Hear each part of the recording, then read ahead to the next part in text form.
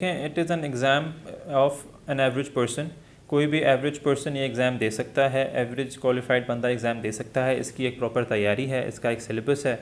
आप it is a game of nerves basically. अगर आप अपने आप को काम एंड कंपोज रखते हैं तैयारी के फ़ेज़ में भी और एग्ज़ाम के फ़ेज़ में भी, जब आप एग्ज़ाम हॉल में बैठे होते हैं, अगर आप काम एंड कंपोज्ड हैं तो आप अच्छे से सवाल अटैम्प्ट कर सकते हैं। क्योंकि बेसिक चीज़ जो होती है एग्ज़ाम में भी वो होता है सवाल समझना।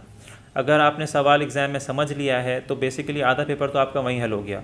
उसके बाद आप उसको अकॉर्डिंगली सवाल जवाब कर उसके जवाब देते रहते हैं और अकॉर्डिंगली आपका जो स्कोरिंग मार्जिन है और आपका जो लेंथ है एंड एवरीथिंग आपकी वो बनती रहती है एंड यू स्कोर गुड। देखिए, smart study is very important.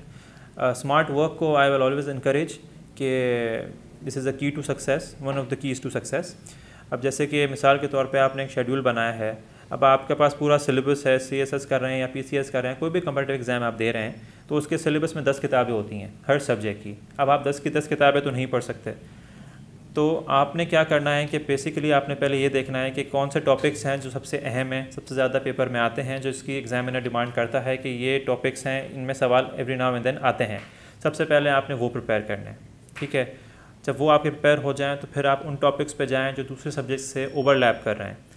तो आप जब वो टॉपिक्स कवर करते हैं तो आपके बेसिकली साइमल्टेनियसली 2 सब्जेक्ट्स कवर हो रहे होते हैं, which is good for you also, और आपका टाइम भी बच रहा होता है, ठीक है। और ऐसा आपका इंटरेस्ट भी रहता है क्योंकि आपको एक मोटिवेशन भी मिलती है कि भाई एक सब्जेक्ट में ये वाला तैयार कर रहा हूँ तो इसके साथ मेरा ये सब्जेक्ट भी तैयार हो रहा है, विच इज़ हेल्पफुल ऑल्सो, और आपको इंकरेजमेंट भी मिलती है तैयारी के लिए। एक चीज़ तो ये हो गई। अच्छा, हार्ड वर्क और स्मार्ट वर्क। हार्ड वर्क भी करना चाहिए लेकिन smart work saves you time.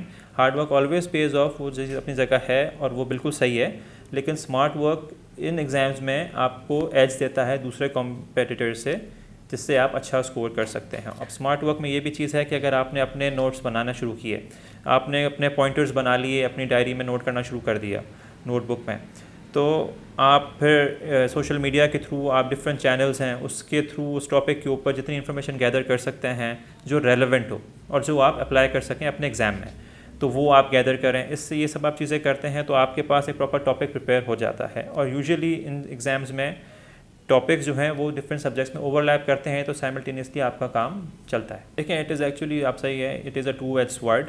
इसमें आपको फ़ायदे भी हैं, आपके नुकसान भी हैं। फ़ायदे आपको ये हैं कि आपके पास मल्टीपल सोर्सेज ऑफ नॉलेज हो जाती हैं, आपके पास प्लेथोरा ऑफ ऑप्शंस होते हैं जिसमें से आप पढ़ सकते हैं।